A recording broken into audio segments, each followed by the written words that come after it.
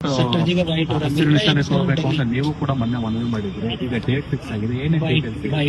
ಏನೇನು ಒಂದು ಬೆಳಗಾವಿ ಬೆಂಗಳೂರು ಹೊಸದಾಗಿ ಒಂದೇ ಭಾರತ ಆಗ್ಬೇಕನ್ನುವಂಥದ್ದು ಬೆಳಗಾವಿ ಜನರ ಒಂದು ಆಶಯ.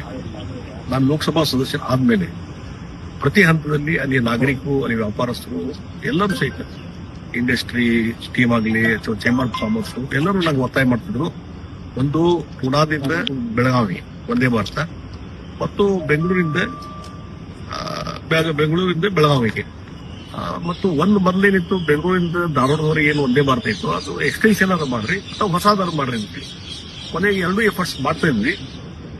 ಒಂದಿಲ್ಲೊಂದು ಅಬ್ಸ್ಟ್ಯಾಕಲ್ ಬರ್ತಾ ಇದ್ವು. ಕೊನೆಗೆ ಅದನ್ನ ಎಕ್ಸ್ಟೆನ್ಷನ್ ಇದ್ದು ಒಂದೇ ಭಾರತ ಹೊಸ ಟ್ರೈನ್ ಕೊಡ್ತೀನಿ ಅನ್ನುವಂಥದ್ದು ಅನೌನ್ಸ್ ಮಾಡಿದ್ರು ಡಿ ಮಿನಿಸ್ಟ್ರು. ಅದಕ್ಕೂ ಖುಷಿ ಆಯ್ತು, ಒಳ್ಳೇದಂತ ಸ್ವಾಗತ ಮಾಡಿದ್ವಿ. ಈಗ 3-4 ತಿಂಗಳಿಂದ ಅದು ಪ್ರಯತ್ನ ನಡೀತಿತ್ತು. ಅಲ್ಲಿಂದ ಇಲ್ಲಿವರೆಗೆ ಅದಕ್ಕೆ ಚಾಲನೆ ಸಿಕ್ಕಿರ್ಲಿಲ್ಲ. ಯಾವಾಗ ಚಾಲನೆ ಆಗ್ತದೆ ಅಂತ ಹೇಳಿ ಮೊದಲೇ ಕೋಚ್ ರೆಡಿ ಆಗಿಲ್ಲ ಅಂತಂದ್ರು. ಈಗ ಕೋಚು ರೆಡಿ ಆಯ್ತು.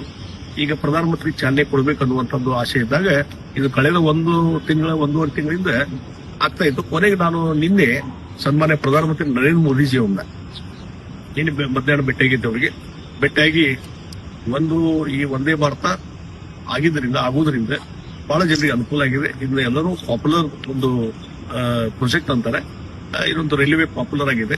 ಅದಕ್ಕಾಗಿ ಬೆಳಗಾವಿ ಜನರ ಅಪೇಕ್ಷೆ ಇದೆ.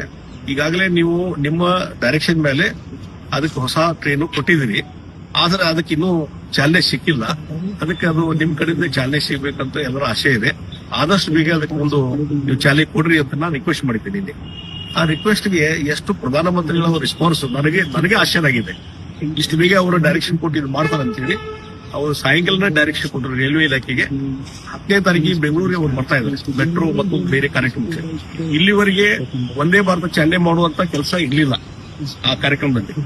ನಿನ್ನೆ ಹೋಗಿ ನಾನು ರಿಕ್ವೆಸ್ಟ್ ಮಾಡಿ ಒಂದು ಬೇಡಿಕೆ ಇಟ್ಟಿದ್ದ ತಕ್ಷಣವೇ ಸ್ಪಂದನ ಮಾಡಿ ನರೇಂದ್ರ ಮೋದಿಜಿಯವರು ಇವತ್ತು ಈ ಒಂದೇ ಭಾರತ ಬೆಂಗಳೂರು ಬೆಳಗಾವಿ ಬೆಂಗಳೂರು ಇದಕ್ಕೆ 10ನೇ ತಾರೀಕಿಗೆ ಮತ್ತು ಇನ್ನೂ 2 ಒಂದೇ ಭಾರತ ಟ್ರೈನ್ಗಳಿಗೆ ಚಾಲನೆ ಕೊಡುವಂತದ್ದು ಮಾಹಿತಿ ರೈಲ್ವೆ ಇಲಾಖೆಯಿಂದ ನಮಗೆ ಬಂದದೆ.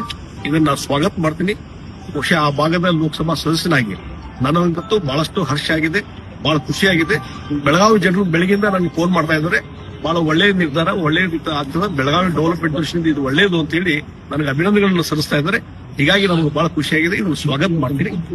ಇದು ಒಂದು ಒಳ್ಳೆಯ ಬೆಳವಣಿಗೆ ಅಂತ ನಾ ಹೇಳ್ತೀನಿ. Okay, thank you.